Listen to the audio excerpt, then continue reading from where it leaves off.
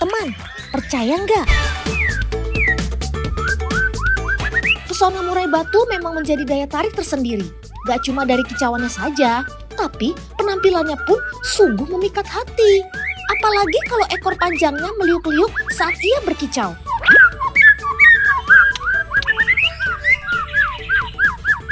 Dolpino jamin, semua mata pasti akan tertuju padanya. Tapi siapa sangka, bermula dari sinilah justru ada oknum nakal yang sengaja memanfaatkannya demi meraup untung.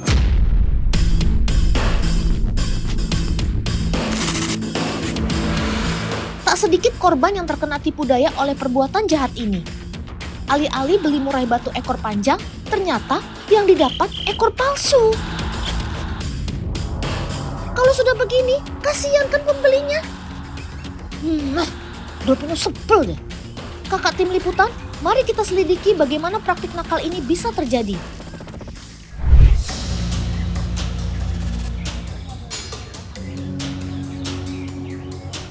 Bukan hal yang mudah untuk dapat menemukan oknum nakal. Perjalanan pun harus dimulai dari pasar. Karena tempat ini menjadi salah satu transaksi jual beli yang sudah cukup familiar bagi semua kalangan. Orang datang dan pergi silih berganti sehingga memudahkan pelaku untuk melakukan tipu muslihatnya. Nah, terlihat kakak liputan mulai mendekat ke salah satu penjual untuk mencari informasi. Mas punya batu mas, ada ini mulai mas. Mau cari yang kayak gimana? Pengennya yang bagus sih mas. Ini lumayan lah. Ekornya berapa ini mas? Ekornya ini standar. Harganya berapa mas? Harganya 2 juta sampai 2,5 mas. Kalau ekor pendek ini 1 juta sampai 1,5. Kalau ekor panjangnya berapa mas? Ekor panjang 3 jutaan sampai 3,5. Nah kan, ternyata ada selisih harga yang cukup banyak antara murai batu ekor pendek dan ekor panjang. Oleh karena itu, murai dengan ekor pendek sering disulap menjadi ekor panjang. Sebetulnya kegiatan ini sudah terjadi lama dan sudah memakan banyak korban. Oleh karena itu, dengan adanya penelusuran ini, semoga tidak akan lagi ada korban pemalsuan ekor pada murai batu.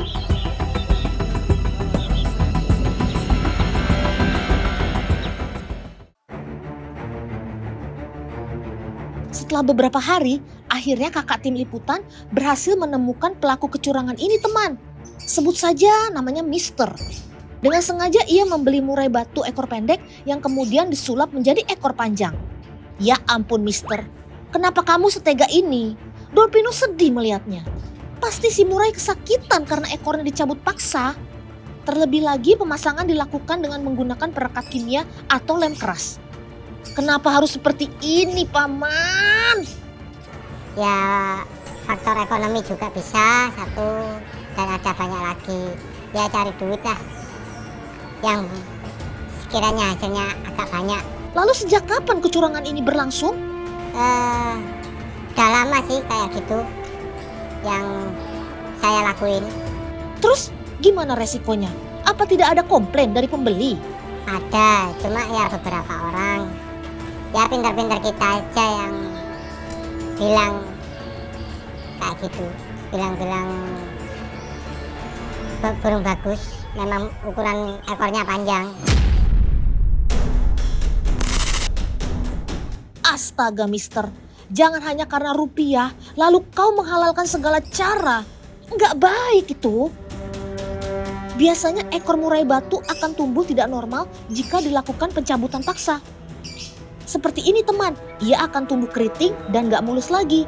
Karena jaringan syaraf yang rusak membuat sobat Dolpino ini tidak bisa menumbuhkan bulunya secara normal lagi. Kasian kan?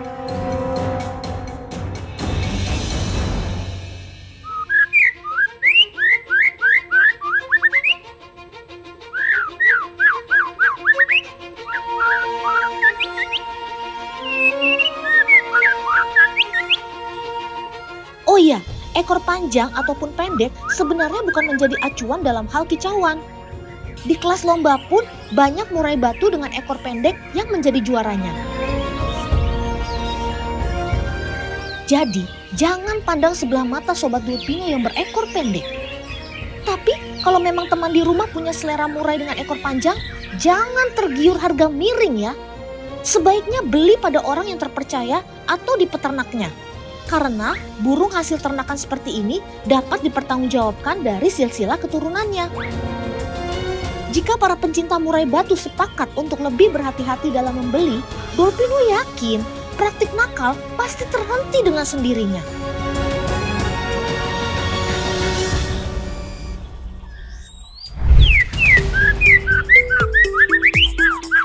Murai batu Indonesia atau disebut juga kucica hutan tersebar di seluruh pulau Sumatera, Jawa, dan Kalimantan.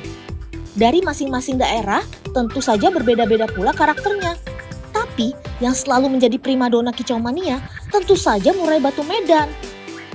Murai jenis ini sudah terbukti malang melintang menjuarai berbagai lomba kicau karena dinilai memiliki mental tarung yang stabil. Konon ada juga mitos yang terdapat pada murai batu teman. Jika sobat Dolpino ini punya kaki yang berwarna hitam, dipercaya sebagai tanda pembawa kesialan. Tapi nyatanya, banyak murai dengan kaki hitam yang menjadi juara lomba.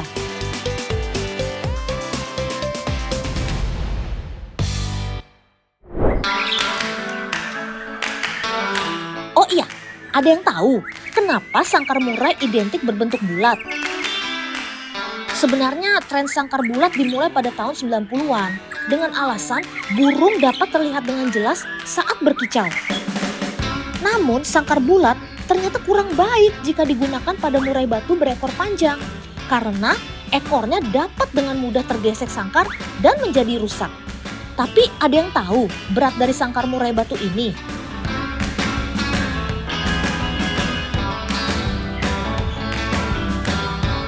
Kak Mareta, bantuin Dolpino buat timbang sangkar ini ya.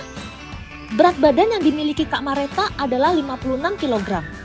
Jika ia membawa sangkar bulat ini, maka bobotnya menjadi 63 kg. Itu artinya sangkar ini punya berat sekitar 7 kg.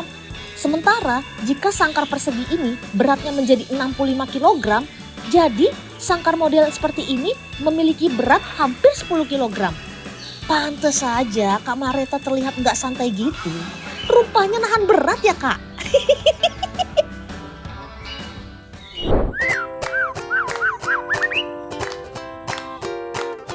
Di alam, murai batu merupakan burung teritori. Ia akan menjaga wilayahnya dari para pesaing. Uniknya, rata-rata jenis burung di alam, sang pejantanlah terlihat lebih cantik daripada betinanya. Ia sangat menjaga penampilan, karena betina hanya mau dirayu oleh pejantan yang tampil kece. Hayo, buat para cowok, masa kalah sih sama murai batu?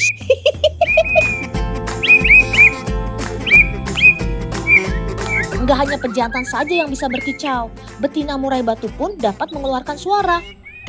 Hanya saja variasinya lebih banyak murai jantan daripada betina. Ternyata yang bawel ini malah jantannya tuh. Hey, ladies, gimana nih?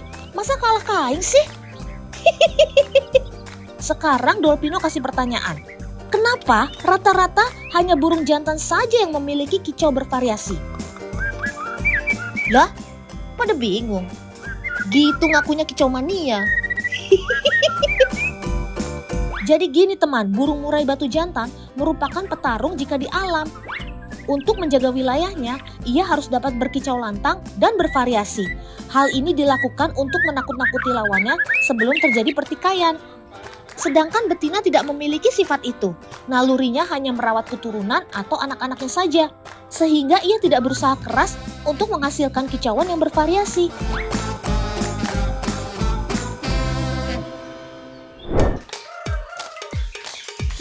Oh iya, ternyata diperlukan usaha ekstra ketika merawat murai batu loh.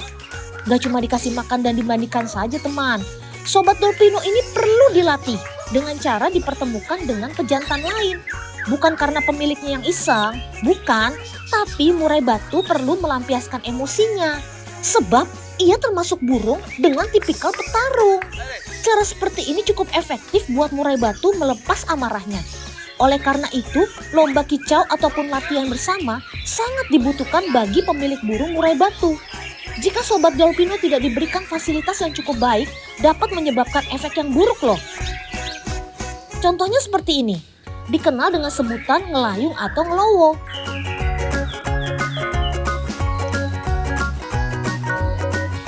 Rata-rata kondisi ini membuat pemilik putus asa karena nggak mudah untuk memulihkannya. Saran Dolpiners sih, sebaiknya mencegah daripada mengobati. Caranya mudah kok, rawat murai batu dengan kasih sayang disertai dengan memberikan kebutuhannya.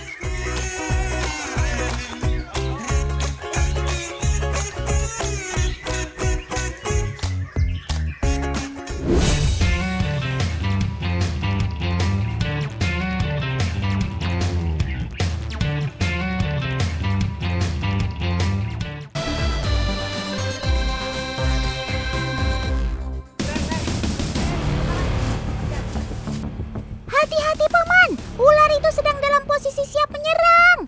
Ayo cepat pergi sebelum terjadi sesuatu yang tidak diinginkan. Tuh kan, lengah sedikit sobat hutan ini langsung menyerang. Daya jangkaunya juga gak main-main. Bahkan, ia bisa berbalik dengan cepat lalu mengangkat tinggi kepalanya. Gak kebayang deh kalau sampai kena gigitannya. Bisa-bisa langsung masuk UGD. Ih, serem. Ini tuh namanya ular kopi atau masyarakat di sini nyebutnya ular babi. Ini tan lucu kan namanya ular babi loh. Nih, jadi ular kopi ini dia salah satu hewan yang tidak berbisa. Tapi kalau digigit, aduh lumayan sakit ya. Syukurlah, meskipun sobat hutan ini tidak memiliki racun, tapi kalau terkena gigitannya, tetap saja bisa menimbulkan luka teman. Sebaiknya kalau kalian bertemu dengan ular jenis apapun di alam, jangan sekali-kali memegang secara langsung ya. Pastikan kalian menggunakan hook atau kayu untuk menjaga jarak dengan ular tersebut. Karena seperti yang kita lihat, ular dapat menyerang ke segala arah teman. Ngomong-ngomong soal ular kopi, ular jenis ini merupakan spesies ular tikus yang tersebar luas di Asia Tenggara, salah satunya Indonesia. Sesuai namanya, ular kopi memang banyak ditemukan di sekitar perkebunan kopi teman. Eits, meskipun dinamakan ular kopi, bukan berarti sobat hutan ini suka ngopi di coffee shop ya. Makanan utama sobat hutan ini adalah tikus. Jadi jangan heran kalau ular kopi sering dipelihara oleh para pemilik sawah. Tujuannya apalagi kalau bukan untuk membantu mengatasi hama tikus di sawah. Ya udah Om, kita lepasin lagi aja ularnya. Lepas aja biar dia lestari di alamnya. Oke Sob, dadah. Terus jadi sahabat petani ya membasmi para tikus. Dadah Sob. Cakep.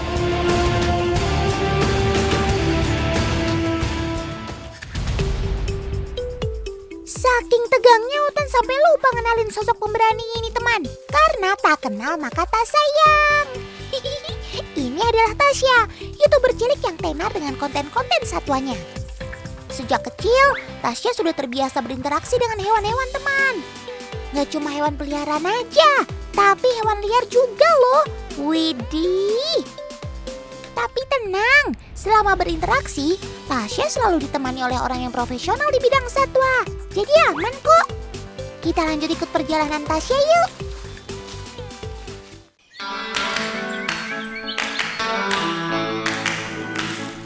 Sebenarnya Tasya dan paman-paman ini sedang mencari apa sih? Kok kayaknya serius banget? Coba kasih tahu Otan dong, biar Otan gak penasaran nih.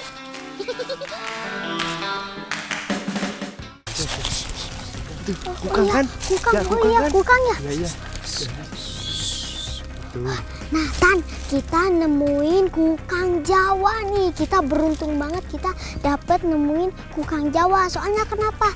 Karena si populasi kukang Jawa ini makin dikit. Soalnya dia berkembang biaknya sangat lama sekali. Jadi kalau kalian ketemu sama si kukang Jawa ini, jangan ditangkep ya. Otan setuju banget nih sama Tasya. Jangan sekali-sekali menangkap sobat Otan yang satu ini ya. Sudah populasinya cuma sedikit. kadang masih saja diburu untuk hal-hal gaib yang belum tentu kebenarannya.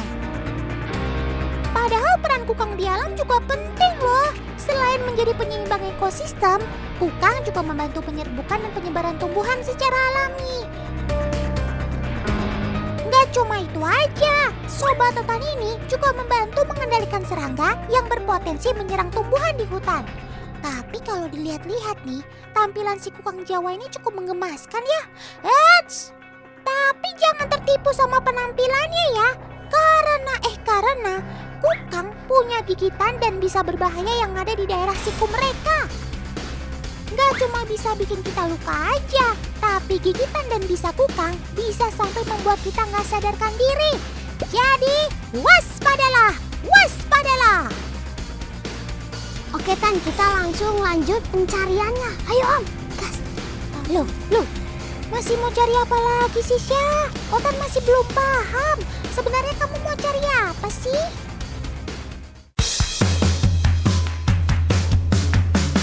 Teman, sepertinya Tasya mendengar sesuatu deh.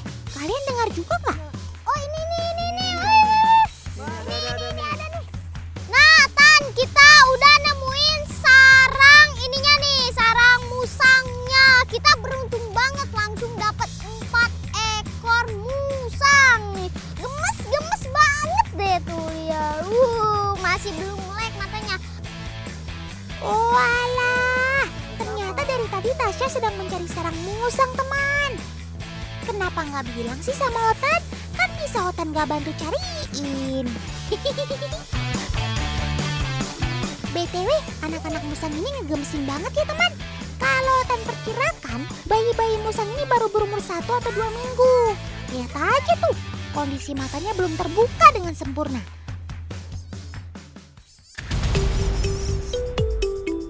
Musang pandan merupakan hewan nokturnal atau aktif di malam hari. Sebagian besar hidupnya mereka habiskan di atas pohon. Tapi mereka juga bisa beradaptasi untuk mencari makan dan membuat sarang di tanah teman. Salah satunya ya musang pandan ini. Mereka bisa membuat sarang di pohon bambu. Untuk menghandle bayi musang ini, sebaiknya kita menggunakan sarung tangan teman.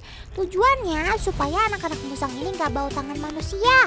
Soalnya kalau sudah bau tangan, nanti induknya nggak akan mau menyusui anaknya lagi teman. Kan kasihan kalau mereka sampai nggak mendapatkan asupan nutrisi yang cukup. Nah ini juga musang ada manfaatnya loh. Manfaatnya itu buat penyebaran tumbuhan buah-buahan. Karena dia itu makannya buah-buahan. Jadi dia makan di mana, buangnya di mana. Benar banget. Ya udah kita langsung ini aja Om. Kita langsung taruh aja biar lestari di alamnya. So, tuh temennya aja udah tidur. Kasian, sok tutup takut ibunya marah nanti lagi. Oke, sip. Yuk kita langsung melanjutin perjalanan. Aduh. Dadah musang. Dadah, yuk jalan. Aduh.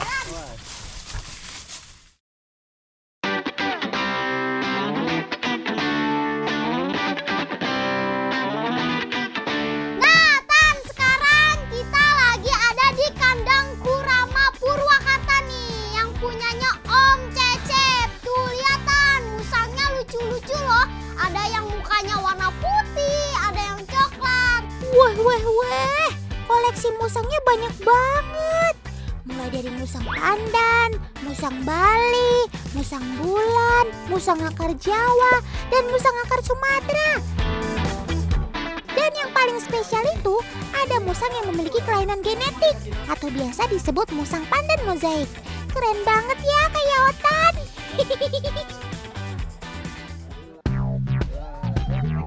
Oh iya teman, musang memang suka sekali makan buah-buahan. Tapi sesekali dia juga suka loh makan daging untuk memenuhi kebutuhan proteinnya. Karena Sobat Hutan ini termasuk hewan pemakan segala alias omnivora. Jadi intinya, walau mereka terlihat lucu dan jinak, kita tetap harus waspada ya. Salah satu caranya bisa kita lihat dari tingkah laku mereka. Kalau kayak Ciko ini, dia terlihat cukup tenang dan bisa diajak main teman. Jadi aman ya. Nah tapi jangan sekali-kali coba ajak main dan gendong musang yang masih liar. Karena endingnya bisa beda cerita, ke rumah sakit. Duh, jangan sampai ya. Tan, Tasya gemes banget lihat musangnya. Tasya pengen nyobain pegang ah. Boleh aja Syah, tapi pastikan semuanya aman ya. Otan nggak mau kalau Tasya sampai terluka. Walah, kalau yang dipegang anakan musang sih nggak apa-apa ya teman. Soalnya anakan musang ini adalah hasil ternakan teman. Mereka sudah terbiasa berinteraksi dengan manusia. Jadi sobat kecil ini mudah beradaptasi dengan baik dan gak mudah stres kalau ketemu banyak orang. Lihat teman, si musang gak mau diam karena kegirangan tuh.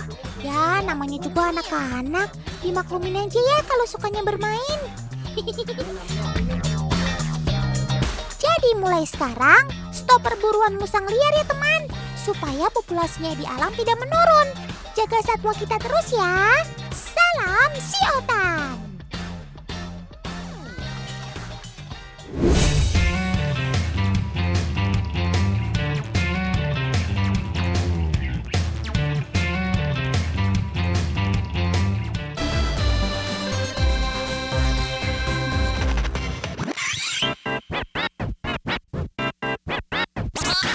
Teman, Sobat Dolpino ini punya keistimewaan karena memiliki warna kulit atau bulu yang eksotis.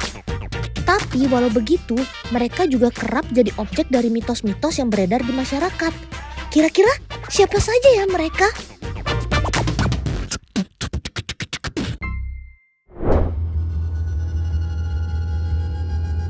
Teman, ular putih alias ular albino punya mitos yang cukup kuat di kalangan masyarakat.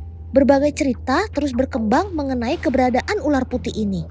Dipercaya siapa saja yang melihat ular putih akan mendapatkan keberuntungan dan perlindungan selama hidupnya. Ada juga kok yang menganggap kalau sobat albino ini sebagai simbol kebaikan dan kesejahteraan. Bahkan masyarakat sampai percaya kalau ular putih ini juga memiliki kepercayaan supranatural.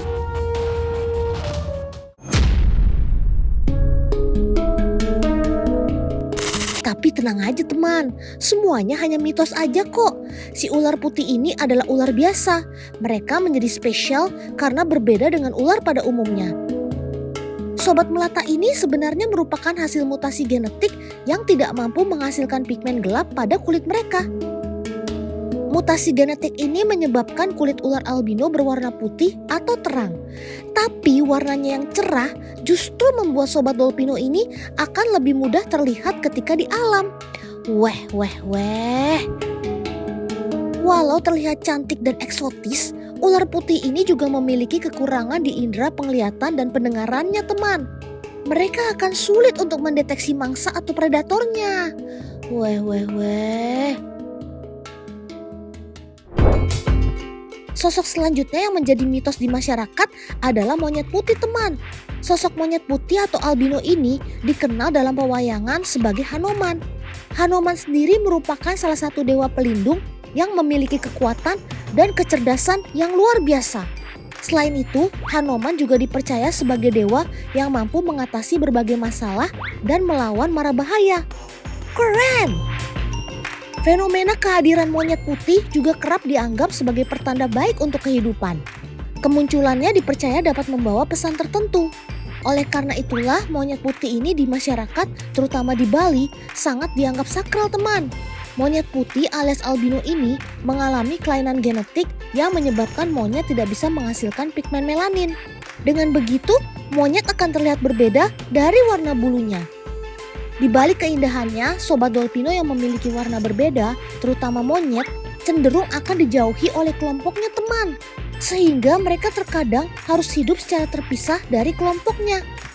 Sepertinya mereka iri dengan kamu sob, karena memiliki bulu yang indah.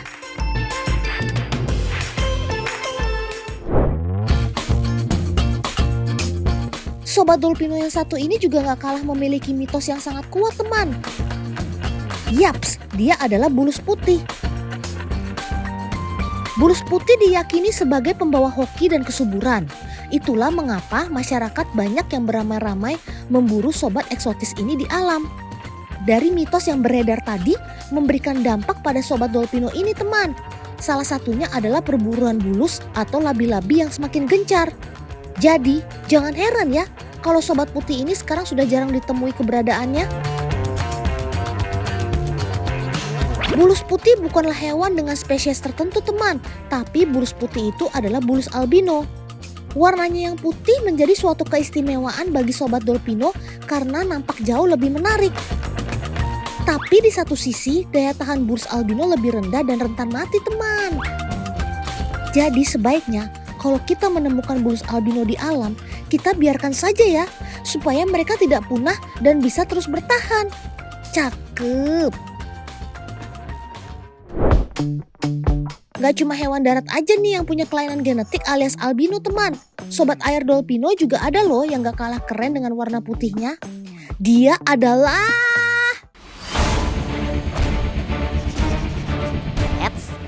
Iya tuh paman-paman, lagi pada apa sih? Siang-siang main di kolam begitu. Dolphin ikutan dong. Wah, paman lagi menjaring si patin toh. Ya ampun, besar-besar banget ya itu indukan patinnya. Sob, tenang dong, gak usah pada rusuh begitu. Kasihan tuh pamannya, mukanya kecipratan air gara-gara kamu.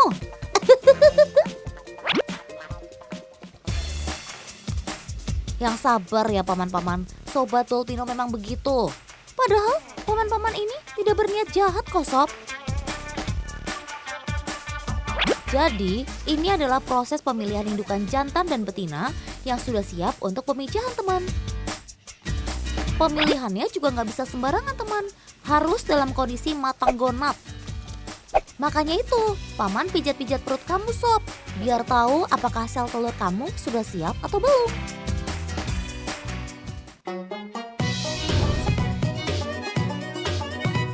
Oh ya teman, habitat alami ikan patin ini di sungai-sungai yang berarus loh. Tapi saat ini ikan patin termasuk ikan yang banyak dibudidayakan. Jadi teman-teman pasti banyak melihatnya di kolam-kolam budidaya. Oh ya, ciri-ciri fisik patin yang paling menonjol adalah kulitnya yang tidak bersisik dan memiliki kumis.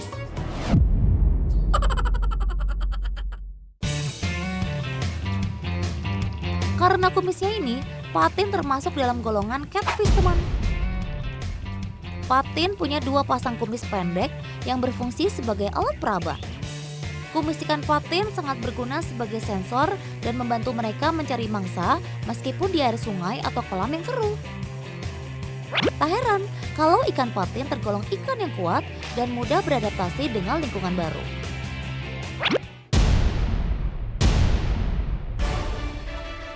Kok mereka berwarna putih begitu sih? Mereka ini sobat Dolpino yang bernama patin albino teman.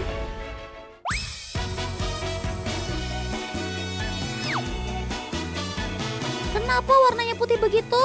Ya, karena adanya kelainan genetik. Patin albino ini bukan untuk dikonsumsi teman, tapi digunakan sebagai ikan hias. Iya, untuk menghiasi akuarium ataupun kolam. Unik kan warnanya? Oh ya, mereka juga dijuluki hiu air tawar teman, karena penampakannya seperti hiu.